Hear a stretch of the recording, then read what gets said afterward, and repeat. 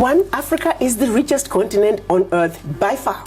Hello? Yes, no continent comes even close. Uh-huh. One. Two, we are all Africans because life began in Africa. Life as we know it, I can tell you, my brother, right now, you do your DNA testing, I can tell you, a good 50% of you is African. We are all Africans. And thirdly... Proud to be. Proud, thank you. Thank you. And then thirdly, I want everybody to know about the wonderful news coming out of Africa. Remember we were talking about the Berlin Conference, how we were designed to fail through these little countries, we were divided up? Well, guess what? Game is over.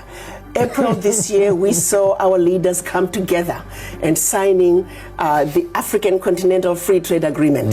Yes. Yes, so we have 50 countries that have already signed, and we're going through the process of ratifications. We only need 22 of the 50 to ratify. Already we have 10 ratifications deposited with the African Union. So free trade agreement in Africa. In Africa. For African countries. We're going to negotiate as one bloc.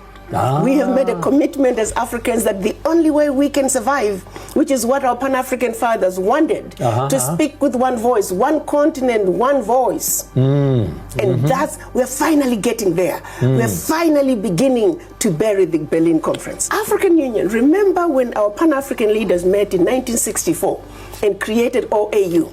It was during that wonderful Organization of African Unity. That's when Kwame Nkrumah proclaimed Africa was for the Africans and African Union now. 55 years later, we are yet to attain that perfect African Union. But that's okay, we are getting there. He also proclaimed, you were not African because you were born in Africa, but rather you were African because Africa is born in you. Since 1964, after the creation of the OAU, the whole purpose of the OAU was to rebuild the Africa and destroy the boundaries that were imposed upon us during the Berlin Conference. It's been difficult because remember that seed of divide and conquer, it's deep among us. Trying to get us to work together, we are so divided among tribal lines, religious lines, even now racial lines and national lines. So we are very divided people. But getting us to realize that we are suffering from the legacy of colonialism is work in progress. We must keep preaching. People must have a serious conversation with the image in the mirror because the healing starts here. Voice of Africa by Africans.